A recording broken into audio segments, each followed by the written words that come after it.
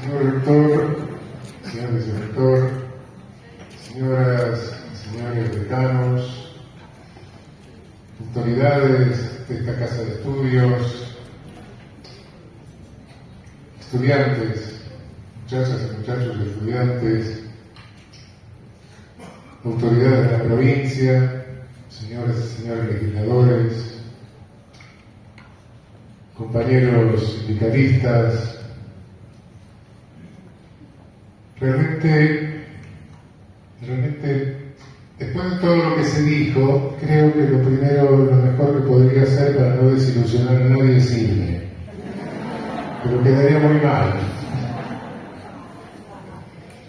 Por ende me quedo, claro. Cuando, por suerte en nuestras universidades se han suprimido ciertos símbolos, togas, birretes, bordados en las mangas, anillos, el libro de la sabiduría, pero sin todo eso, de cualquier manera, la milenaria tradición universitaria se mantiene. Y cuando uno acepta el máximo grado de una universidad, como es el doctorado honoris causa, naturalmente se compromete, sin anillo, como hacen en otras, por allá por el norte, pero se compromete éticamente a defender los postulados y los ideales de esa universidad, de esa comunidad universitaria. Es para mí un inmenso honor, sinceramente, un inmenso honor recibir este doctorado honoris causa de la Universidad Nacional de Salta, de esta comunidad universitaria, especialmente porque es de Salta, especialmente porque es de la provincia que nos garantizó nuestra independencia. Y me es muy grato hacerlo en el mes de Güemes. Es un momento difícil de nuestra historia, como pasa a nosotros. Yo siempre digo que hay una falsa clasificación de ideologías, etcétera, izquierda y derecha. No sé muy bien qué es la izquierda ni la derecha. Sé muy bien que en nuestra América llevamos 500 años de colonialismo. Y creo que, se puede hablar de izquierda y derecha, etcétera, pero la disyuntiva fundamental está entre soberanía y dependencia.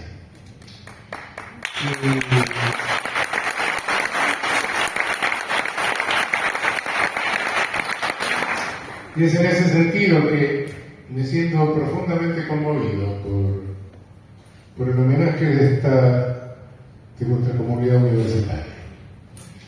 Sinceramente, muchísimas gracias. Quería hablarles hoy de los desafíos del derecho penal, pero aclaro ¿qué es derecho penal hoy? ¿O qué entiendo por derecho penal? ¿O qué desafíos me estoy refiriendo? El derecho penal se puede entender muy equivocamente, se puede entender como ley penal, que la hacen los políticos, se puede entender como poder punitivo que lo ejercen las policías, o se puede entender como nuestra ciencia o saber jurídico penal. No voy a discutir si es ciencia o no, después de toda la categoría de ciencia siempre depende de una decisión de poder académico. Me voy a referir a los desafíos para esto último, para lo que hacemos los penalistas, para nosotros, para los que hacemos los penalistas de nuestra región, de nuestra América.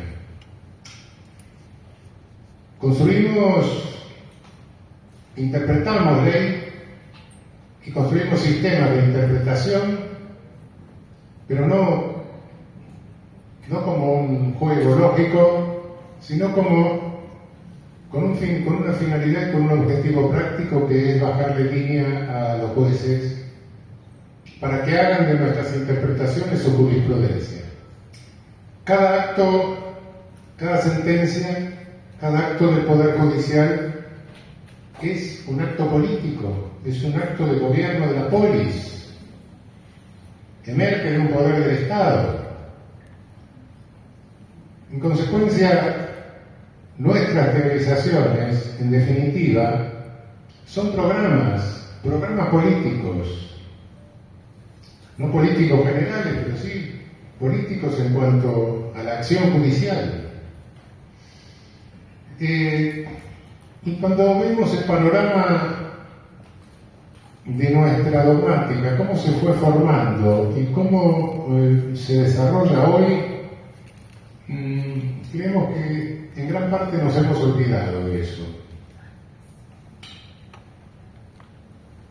Pensemos que durante muchísimo tiempo, y diría que hasta mediados del siglo pasado, si se quiere, dominó en nuestra doctrina penal un positivismo de reduccionismo biologista, peligrosista, spenceriano, racista, de carácter policial, más o menos disimulado, pero que habíamos recibido porque insertado muy bien con nuestras repúblicas oligárquicas en toda América, desde el porfiriato mexicano hasta la oligarquía vacuna nuestra, desde el patriciado peruano hasta la República Belga Brasileña.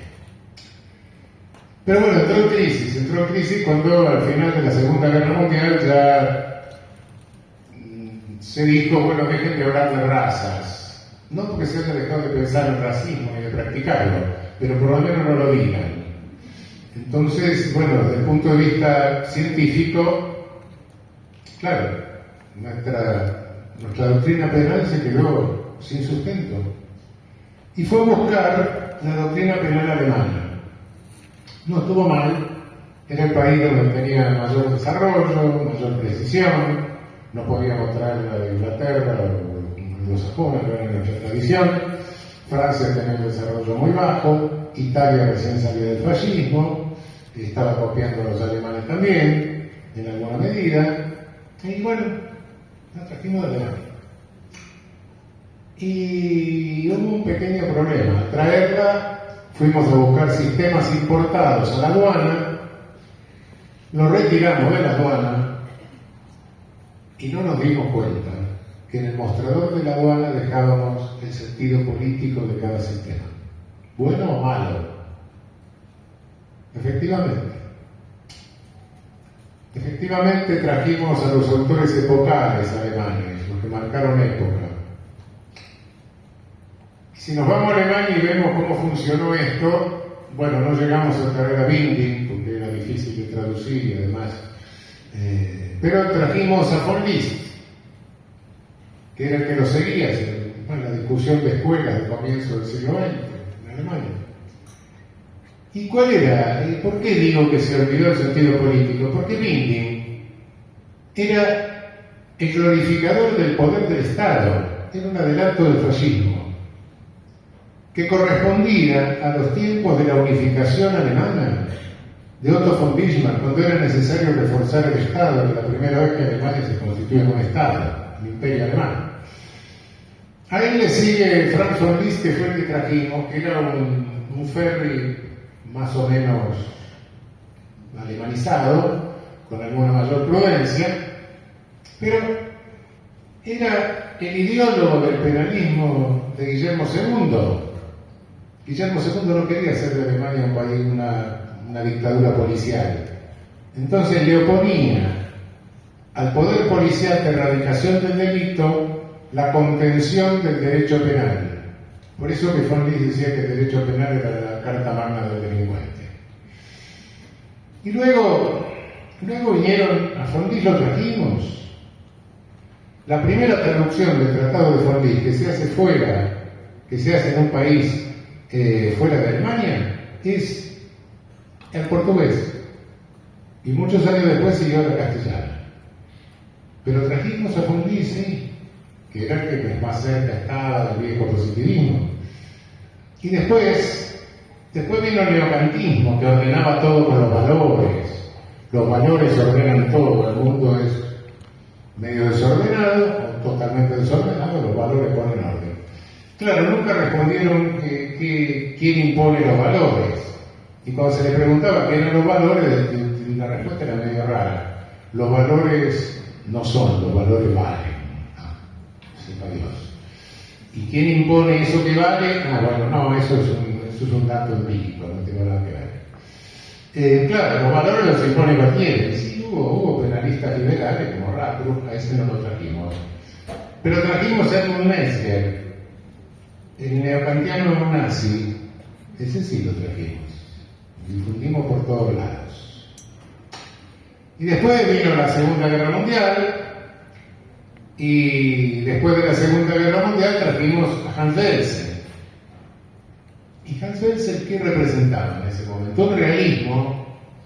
Un realismo bastante incoherente en algunos sentidos, pero era el penalista de la época de la reconstrucción alemana de Konrad Adenauer. Es un democristiano conservador de la época que abre una ventana al realismo, que después los otros cierran, o sea que se meta todo por ahí. Por esa ventana al realismo, a quienes defendíamos esa ventana nos dijeron que éramos marxistas. Claro, era muy bruto decir que un conservador demócrata cristiano alemán era marxista, no importa. Entonces hubo un sujeto inteligente que lo dijo, pero por lo bajo, no lo escribió. Pero no faltó otro del otro lado del Río de la Plata que lo escribió. Nunca falta uno. Los dos se intercambiaron títulos de doctor honoris causa, uno por la Universidad de la República, otro por la Universidad de Buenos Aires. Que en paz descanse. Y después vino Roxin. ¿Y qué representa Roxin? Es un neocantiano liberal, ¿cierto?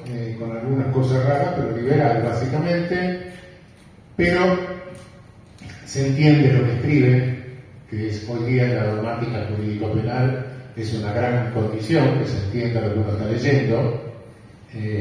Uno dice a veces la traducción está mal, no lo ve en alemán y tampoco se entiende.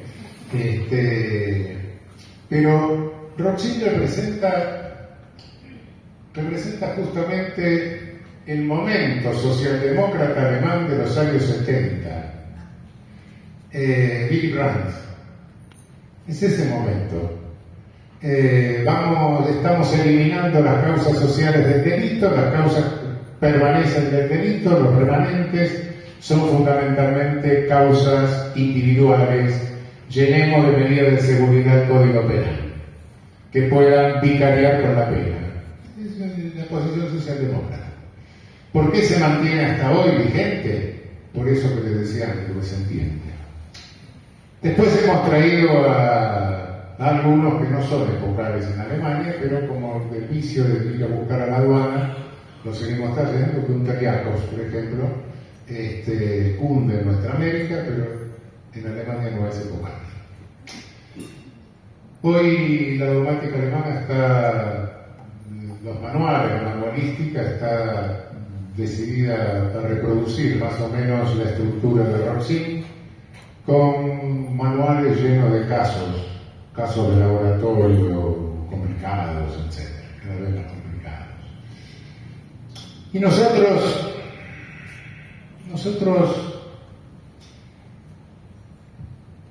continuamos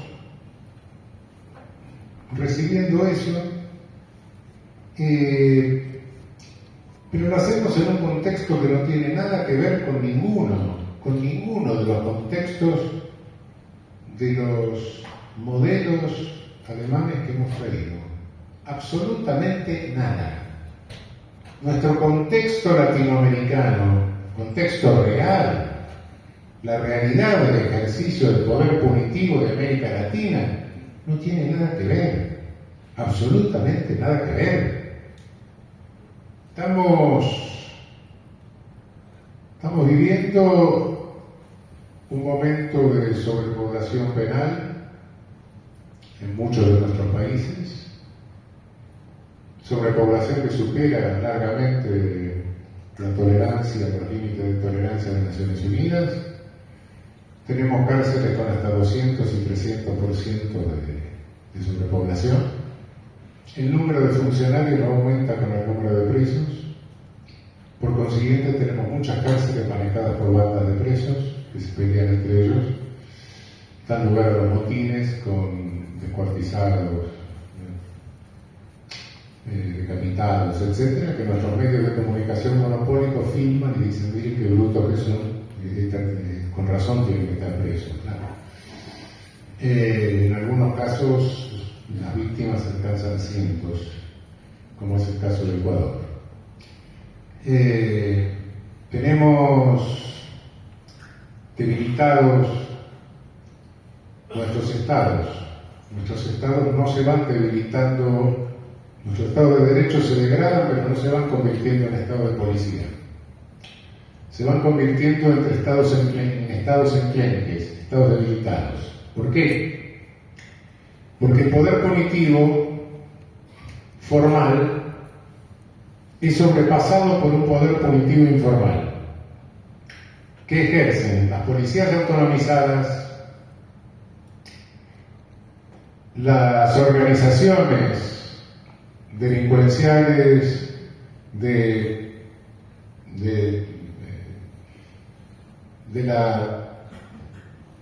nuestra manipulación de tóxicos o de lo que sea, los grupos de autodefensa, los justicieros, las brigadas. El poder punitivo va saliendo de manos del Estado, el Estado no lo controla. Y cada uno de esos ejercicios de poder punitivo sirve para hacer recaudación fiscal. No llámenlo corrupción, como sea, bueno, eso es formal. Es recaudación fiscal al margen del Estado, económicamente hablando. Entonces, el Estado pierde el monopolio del poder punitivo, pierde el monopolio de la recaudación fiscal, y no falta alguno de nuestros genios que dice: voy a derivar funciones policiales en las Fuerzas Armadas.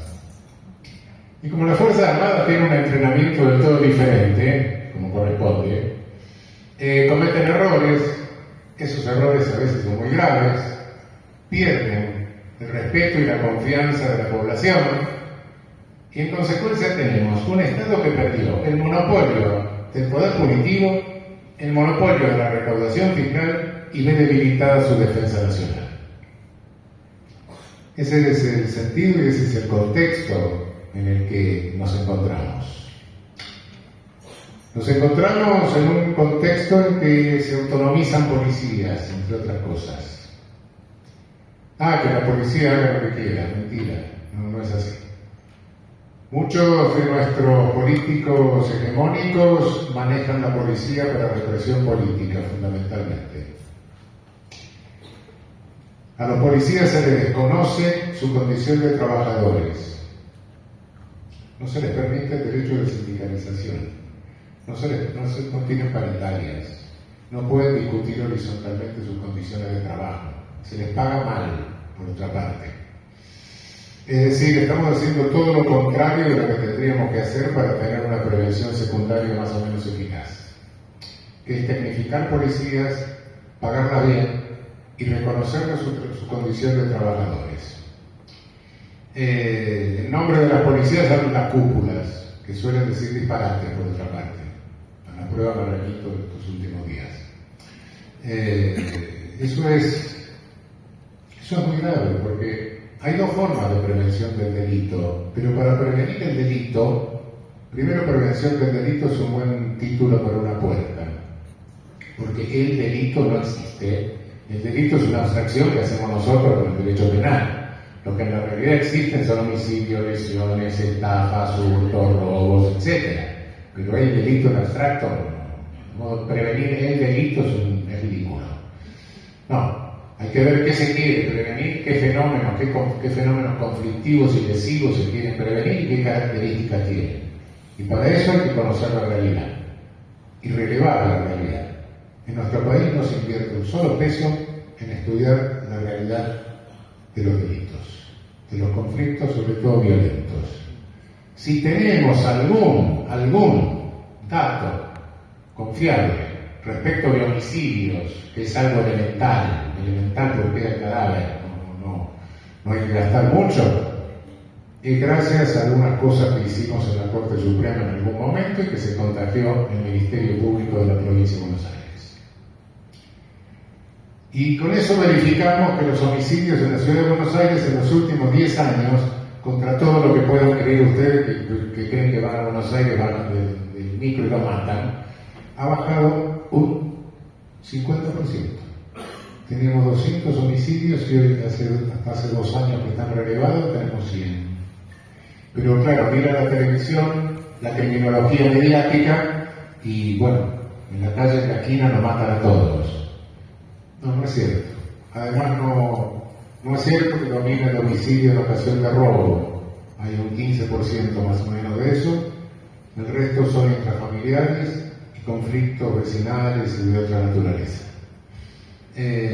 Naturalmente, si alguien quiere prevenir, lo primero que tiene que hacer es tomar esos datos, ver dónde están los alfilercitos que concentran los homicidios y ver cuál es la situación conflictiva básica, si se puede hacer algo, que es difícil, y si no, fortalecer la prevención secundaria, policial, en la cual participamos nosotros también, claro, sin quererlo, pero bueno, la presencia pública también es una prevención. Pero eso no se hace. Es bueno repetir lo que dice la criminología mediática, todo crece, hay que criminalizar a los nenes de 12 años, demencial, ¿no? En el mundo no se ha hecho, en el mundo. La dictadura, nuestra dictadura militar bajó la edad de responsabilidad a los 14 años. A poco andar, a los 2 años tuvo que subirlo de nuevo a 16. Porque hay una realidad, hay una cuestión de maduración psicológica, no hay nada que hacerle. El adolescente es un sujeto que no ha madurado psicológicamente, sí, es cierto. Inteligencia, sí, desde los 13 años tenemos más o menos todas las neuronas, a mí ya me quedan pocas, porque se van agotando a lo largo de la vida, pero la madurez emocional no. ¿Qué sé yo? Si yo a los 14 años le tiraba un tizazo a un compañero en el aula, en aquel entonces estaban las amonestaciones. Hoy se le tira un tizazo al decano en la reunión del consejo de la facultad, llaman a la familia y internan. ¿Por qué? Porque se supone que tengo que tener otra madurez. Bueno, cosas por el estilo. Estamos asistiendo a algo. Nosotros nos venimos salvando de altos índices de homicidio. No es como para que aplaudamos, no hemos llegado a los límites más bajos que son los europeos, más o menos 1 por 100.000 habitantes por año. Nos mantenemos en medio país en 4 más o menos, estudiando, pero en Buenos Aires un poco más bajo, pero nos venimos salvando de índices altísimos que pasan los 20 por 100.000, como es Brasil, como es el norte de América del Sur, Colombia, Venezuela, como es Centroamérica, menos Costa Rica, un poco menos, y como es México. ¿Qué es lo que produce semejante cantidad de homicidios? ¿Cuál es el medio homicida? El arma de fuego, que domina en todos lados. Ahora tenemos un proyecto para legalizar todas las armas de fuego flojas de papeles. Voy, las llevo, está bien, usted es un buen ciudadano, confío.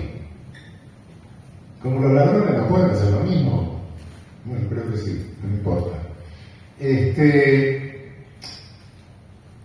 Es un proyecto que no sé si no he visto a nadie que haya parado la voz contra semejante proyecto.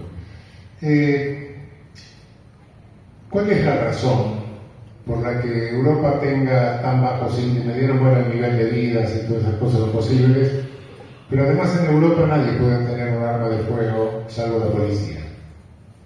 En Estados Unidos cualquiera puede tener un arma de fuego igual o peor que la policía. En consecuencia, de vez en cuando vemos la barbaridad que pasa. Y en América Latina, donde hay ese índice alto de homicidios, también cualquiera puede tener un arma de fuego.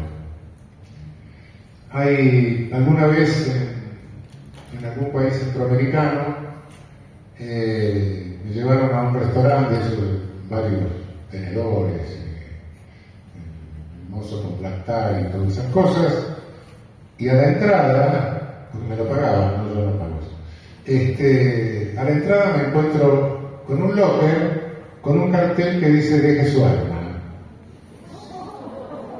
Bueno, si queremos llegar a eso, el camino está abierto, claro. Esta es la realidad de nuestro contexto en el que hacemos dogmática jurídico-penal. Contexto en el cual incide, sin lugar a dudas, nuestros legisladores. Se ha establecido una comisión permanente en una de nuestras cámaras de legislación penal.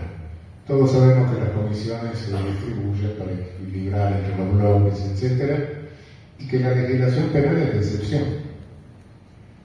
Pero bueno, no, se estableció una comisión permanente. Hay una burocracia, ninguna burocracia se suicida. Entonces, ¿qué es lo que una burocracia hace si la hicieron para que hagan leyes penales? Leyes penales hacen, sin lugar a dudas. Y tenemos una ley penal por mes, más o menos. Ya no tenemos código penal, tenemos un montón de disposiciones contradictorias. Se ha destruido totalmente el equilibrio del viejo código Moreno. La desproporción de penas es a veces incalificable realmente, de la tabla de valores que hay que bajar de la Constitución, la vida, etcétera. Bueno.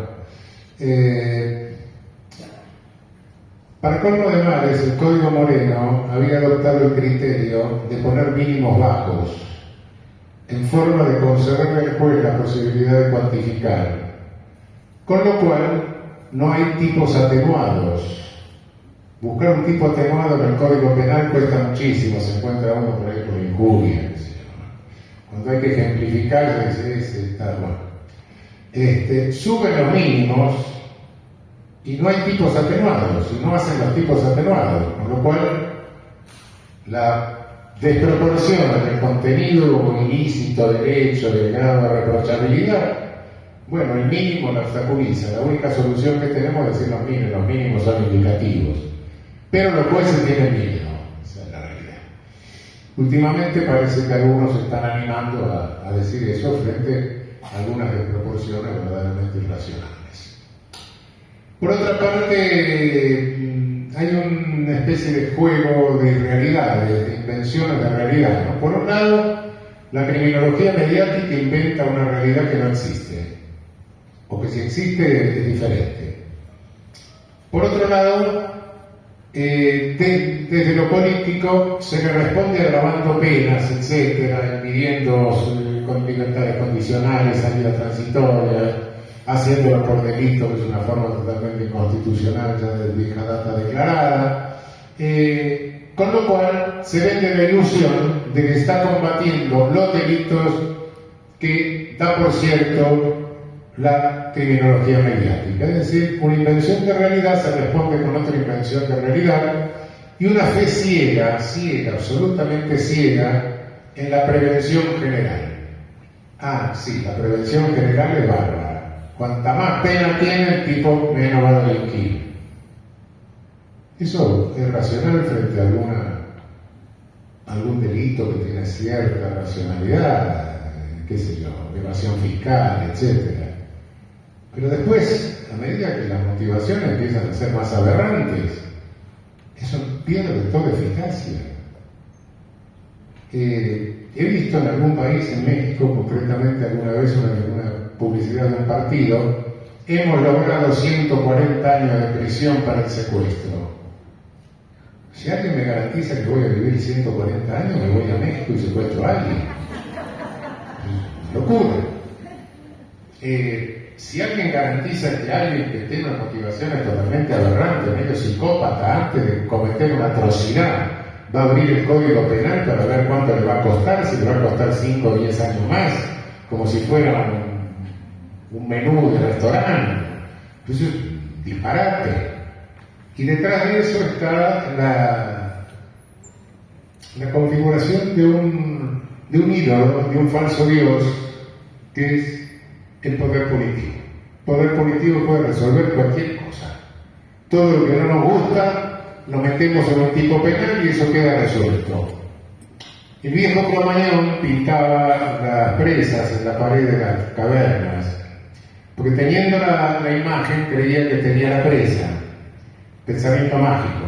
Nosotros no pintamos la pared de las cavernas, hemos perdido esas dotes artísticas, sino que describimos en el boletín oficial, que es mucho menos estéticamente un poco más desagradable.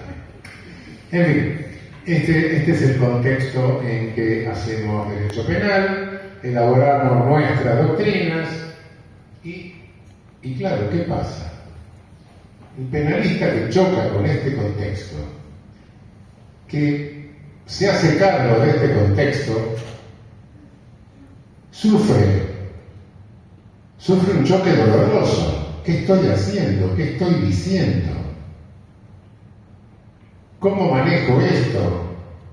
Y normalmente no tiene entrenamiento más que para cierta cosa jurídica. Esto es algo que se viene encima con datos políticos, económicos, sociales, criminológicos, criminalísticos incluso, ahora que van a revisar los vientres de los yacarés, qué sé yo, ¿no? Todas esas cosas. ¿Cómo se hace cargo de todo esto? Yo no sé si se puede hacer psicología de una ciencia, pero sí de los científicos, ¿sí? Que somos seres humanos. Y naturalmente cuando hay algunos fenómenos así de inminencia, de choques desagradables, sobre todo en los adolescentes, se huye del choque, se escapa del choque. Hay mecanismos de defensa para evitar esa confrontación con la realidad. Y esto lo describió bastante bien Ana Freud, ¿no? Eran los mecanismos inconscientes de defensa. Uno es irse a la fantasía. Me voy a un mundo que invento, donde ese choque no existe. Y doy por cierto eso. Otra es la negación, no, todo esto no existe. Yo creo que sí, que nuestra ciencia jurídico-penal se vuela a la fantasía. Y se vuela a la fantasía, entre otras cosas, porque vean ustedes, el derecho penal es una especie de rama patológica de la ciencia jurídica, en el sentido de que todos los demás juristas, civilistas, administrativistas, laboralistas, etc., saben para qué sirven las sanciones de su respectiva rama jurídica. Criticarán la forma en que se las arbitra, pero saben para qué sirven. La sanción civil, reparadora, restitutiva, la administrativa de coerción directa, cada uno sabe. Nosotros no. Nosotros elegimos, inventamos una. Y ustedes ven los distintos penalistas y cada uno elige de una vieja clasificación que hace 200 años hizo un alemán, Anton Bauer, elige de la que no sí está Bauer, claro. Por eso yo lo traduje hace un par de años, porque por lo menos que no lo plagien, ¿no? Elige una teoría de la pena, dice. Ustedes van a ver los manuales, cuando llegan a la pena tienen las teorías de la pena. Asumen funciones a la pena, la que cada penalista le gusta que la pena cumpliría. Y no se da cuenta que detrás de cada función de la pena hay un proyecto de Estado. Si a mí me gusta la pena retributiva kantiana es porque estoy con el Estado ético kantiano. Si a mí me gusta la pena retributiva hegeliana es porque estoy con el Estado ético hegeliano. Si a mí me gustan las medidas de seguridad, porque estoy con un estado terapéutico. Si a mí me gustan las medidas moralizantes del krausismo, porque estoy en un estado moralizante. Y así sucesivamente.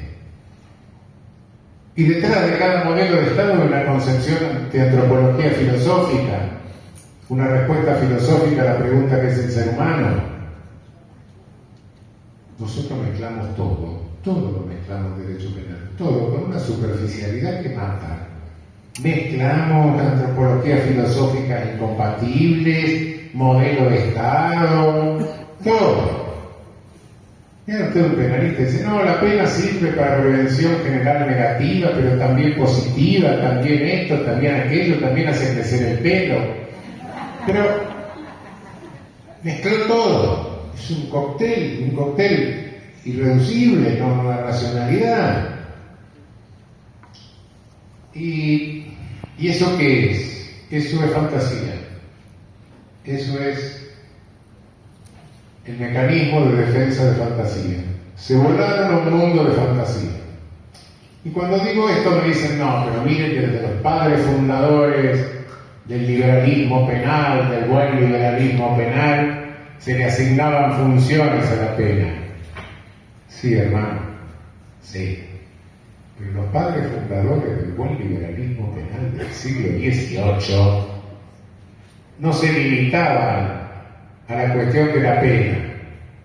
Eran los ideólogos de la burguesía europea en ascenso en lucha contra la nobleza. Estaban luchando contra el estado absoluto de la nobleza.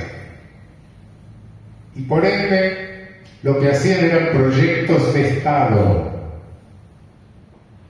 No es que elegían solo una finalidad de la pena, eran conscientes de que estaban perfilando conceptos de Estado. Un Kant, proyecto de Estado. Un Hegel, proyecto de Estado. Me guste o no me guste, no importa. Pero son proyectos de Estado que lo necesitaban en su momento para contraponerlo al Estado absoluto. Pero los principios de esos proyectos de Estado después pasaron a las constituciones y pasaron al derecho internacional de los derechos humanos y pasaron al derecho internacional humanitario. Y entonces, ¿qué sentido tiene hoy asignarle una finalidad a la pena cuando los límites al ejercicio del poder punitivo los tenemos marcados en nuestro derecho positivo? Ah, pero entonces me queda, bueno, la pena, ¿qué sentido tiene? Hay como un hueco ahí. Sí, hay un hueco, porque no te diste cuenta de algo, hermano. No te diste cuenta que el poder punitivo no tiene una legitimación, es político. Es un acto de poder político. Hace muchos años, muchísimos años, 1880 aproximadamente, uno de nuestros penalistas, uno de nuestros pensadores de nuestra América, Tobias Barreto, en el nordeste de Brasil, se dio cuenta y dijo algo visionario, tremendamente visionario. Dijo, nadie quiera justificar el poder punitivo si es que antes no justificó la guerra. Efectivamente, son hechos de poder. Factum de poder. Factums de poder que pueden ser más o menos racionales, no importa. Pero son multifuncionales, extremadamente multifuncionales, como todo acto de poder político. Nadie sabe exactamente para qué sirve el poder punitivo. Porque por algunas cosas podemos decir, pero otras no las sabemos. El poder punitivo puede aumentar la prima de los seguros, bajar el precio de los inmuebles del barrio, no sé, muchísimas cosas. Ni el más sagaz de los psicólogos puede agotar todas las múltiples funciones que tiene el poder punitivo. Lo que sí sé, sin lugar a dudas, y está verificado históricamente, es que si no lo contenemos, dentro de límites mínimamente racionales, si se pierde el control jurídico mínimamente racional del poder punitivo, este se escapa, se desboca y acaba en un genocidio. El poder punitivo no lo ejercen los jueces, el poder punitivo lo ejercen las agencias ejecutivas. En las aceras de cada tribunal nos damos cuenta que para un auto bajan unos señores esposados, no lo salieron a buscar los jueces. Lo que sí los jueces tienen es el semáforo. Esto, si es grave, luz verde, si es una pavada, luz roja, y si no estamos muy seguros, una luz amarilla, tenemos trato. Ese es el semáforo importante que nosotros tenemos que intentar programar de la mejor manera posible desde nuestra ciencia jurídico-penal. Eso. Los jueces no nacen de una incubadora, lo formamos nosotros en las universidades. Y tenemos que asumir la responsabilidad que nos incumbe como teóricos. Entonces, cuidado que a las pruebas me remito y del siglo pasado no más. A la KGB, a la CSS, a la Gesamtes Polizei. Ese es el poder punitivo desbocado. Cuando no hay control para el ejercicio del poder punitivo, se desboca. Y en nuestros países no se desboca tanto en ese sentido, sino, como les decía antes, en el sentido caótico, que a veces llega al extremo de hacer desaparecer la función policial, como ha sucedido en El Salvador, como se corre el riesgo de que suceda en Ecuador, y como de alguna manera sucedió en Rosario. Entonces, cuidado con ese riesgo. Parece mentira que yo diga que hay que fortalecer policías, sí hay que fortalecer policías, pero en serio. No tenemos menos neuronas que los alemanes ni que los ingleses, y ojalá tuviésemos una Skotland o una Bundespolizei. Ojalá. No es eso lo que tenemos, ni es eso lo que buscan la mayoría de nuestros políticos. Algunos por oportunismo, otros por trepadores y otros por miedo. Por miedo a perder votos, por miedo a ser linchados mediáticamente. Y jueces también con miedo al linchamiento mediático. Estamos sometidos a una dictadura mediática. Ese es el problema que tenemos. En el siglo, con esto termino, en el siglo pasado hubo algunos que hicieron algunas distopías pensando que, qué sé yo, que íbamos a estar controlados por un poder punitivo fortalecido, etc. No estamos controlados por un poder punitivo fortalecido. Estamos controlados por una enorme tecnología de manipulación psicológica masiva. Este es el grave riesgo. No es que nos esté controlando el gran hermano a cada rato, que nos tenga atrás, no. Me cambia la cabeza, ese es el problema. Me inventan una realidad que no existe. Vivencio esa realidad y me comporto conforme a esa vivencia, naturalmente. Entonces, cuidado, ese es uno de los mayores riesgos. Y nosotros tenemos un día que destapar el conflicto. Así como hay que encararlo. Hay que hacer una dogmática adecuada a nuestra realidad. Y nuestras categorías dogmáticas son lo suficientemente importantes y lo suficientemente flexibles y generosas como para permitirnos incorporar los datos del contexto, del triste contexto de nuestra realidad. Nuestras penas en muchas partes de nuestro continente son ilícitas.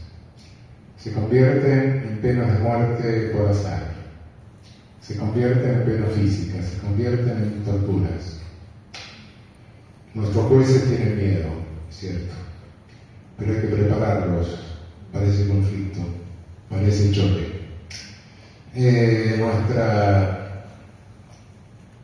Nuestra legislación en gran parte cada vez se vuelve más inconstitucional. Nuestro objetivo es darle vigencia a los principios constitucionales y a los principios no darle vigencia, sino darle eficacia. Vigencia tiene a los principios constitucionales y a los principios del derecho internacional. Todo esto no va a ser gratuito, pero por lo menos va a servir para que debajo de nosotros nos deje de seguir trabajando la mala conciencia del buen penalista. Mala conciencia que hace que cada vez que se le dice a alguien, bueno, pero mira que la cárcel está llena de perejiles, no sé cómo se dice acá en el lenguaje tumbero, en Buenos Aires son perejiles. Mira qué sé yo, el 70 y el 95% de los presos son hombres, la mujer no. Bueno, y así sucesivamente, se ponen locos hasta el punto que se les revuela la melena, que eso puede llegar a la agresión física, porque la descalificación total del otro, ya no haces derecho, haces criminología, haces un sociólogo, qué sé yo. ¿Y por qué? Porque le hacemos tambalear los mecanismos inconscientes de defensa de Ana Freud. Ese es el asunto. Y no solo tenemos hoy mecanismos inconscientes de defensa de fantasía, sino que también tenemos unos de negación. Hemos llegado a un grado que se repite en otras disciplinas, fundamentalmente en la economía, donde el valor de verdad de una construcción es que no sea contradictoria consigo misma.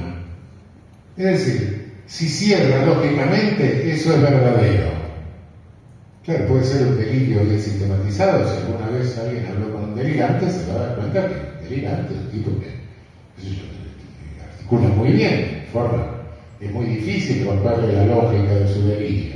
Bueno, ese es el último grito de la moda que tenemos en materia de ciencia jurídico-penal. Bueno, muchísimas gracias.